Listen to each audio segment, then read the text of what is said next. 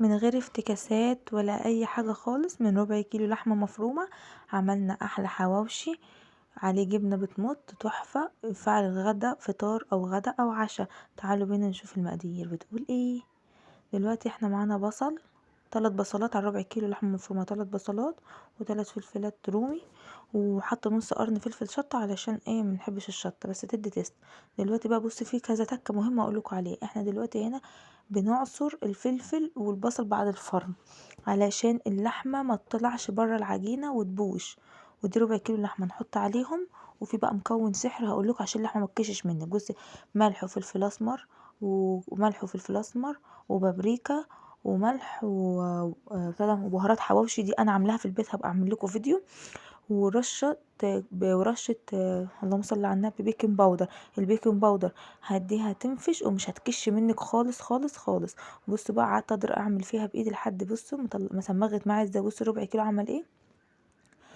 اللهم صل وسلم وبارك على سيدنا محمد. دلوقتي احنا معانا 3 كوبايات دقيق، ومعاهم عشان دي معلقه صغيره، معلقه كبيره سكر ورشه ملح وكيس الخميره. وهنحط نص كوبايه نقلبهم مع بعض، ونحط نص كوبايه زيت، وهنحط ميه دافيه وتعملي. انا الحاجات دي على فكره انا عاملاها من بالليل، حتى انا عملت العجينه من بالليل علشان ايه اقدر اعملها. بصوا بقى يا حبايبي، انا دلوقتي عجنت العجينه ماشي، وما تسيبهاش تتخمر تحطها في التلاجة، اوعي هتعمل لك ريحه وتبقى ريحه العجينه مش حلو.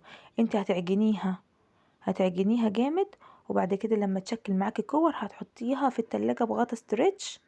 وقبل ما تشتغلي فيها هتطلعيها تاخد بقى خمرها كده بره التلاجة. هي في التلاجة هتدي خمر بسيط جدا، مش هتدي الخمر اللي احنا بنشوفه ده. لكن انت لو خمرتيها بره وحطيتيها في التلاجة العجينة هتشد معاكي تعض معاكي. تاني حاجة ان هي هتعمل الخميرة هتطلع ريحتها وهتبقى مش حلوة. تمام. لكن انت اول ما انا عجنتها وحطيتها في التلاجة على طول من بالليل، وتاني يوم الصبح طلعتها تهدى خالص من السقعية بتاعتها، وسبتها براحتها خالص لحد ما ايه ما خمرت معايا. ماشي يا حبايبي، وانا بوريها لكم اهي. دي بقى تاني يوم الصبح بصوا اهي انا سبتها تخمر. شوفوا العجينه سلسه ازاي وجميله معايا ازاي. شوفوا جميله معايا ازاي. بصوا بقى دي 3 كوبايات، هم عملت معايا كذا يعني بتاع 5 6 رغيفه. وفاض اصلا من اللحمه المفرومه اللي انا عملتها. فاللحمه المفرومه اللي انا عملتها دي بقى هحشيها في عيش واحط واعملها. عشان العجينه اصلا انا عامله 3 كوبايات دي، انت عايزه تكتري بس هي ما شاء الله اللحمه يعني ما شاء الله عليها. انت بقى دلوقتي عايزه تعملي ايه مدوره اعملي، عايزه تعملي مستطيل اعملي. لكن عيالي طلبوا مني ان انا اعملها مستطيله كده زي الهلال كده. وتعمليها بصي بقى بالشوكه، تعمليها بالشوكه عشان تقفل معاكي. وانا دلوقتي كنت مشغله الفرن على درجه حراره عاليه. تمام. هتحطيها وتسيبيها ترتاح شويه. هتسيبيها ترتاح شويه علشان ايه ما تبقاش مكتوم معاكي تقب شويه. تمام يا حبايب قلبي.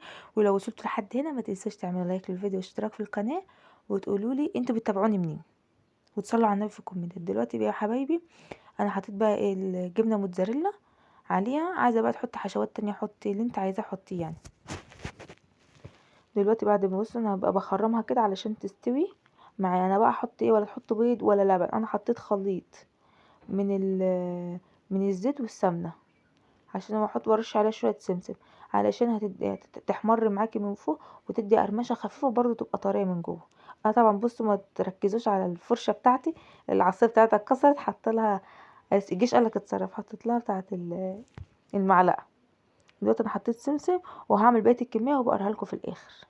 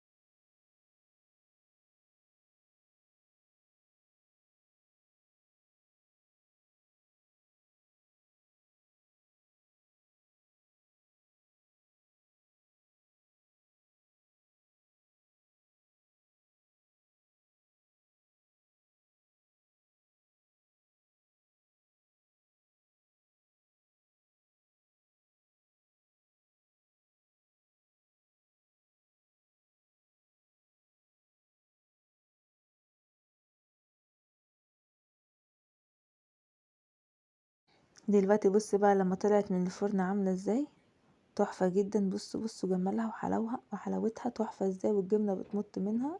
انا كنت لسه طالعه من الفرن. بصوا ما تنسوش لو عجبكم الفيديو تعملوا لايك للفيديو واشتراك في القناه وتفعيل زر الجرس عشان يوصلكوا كل جديد.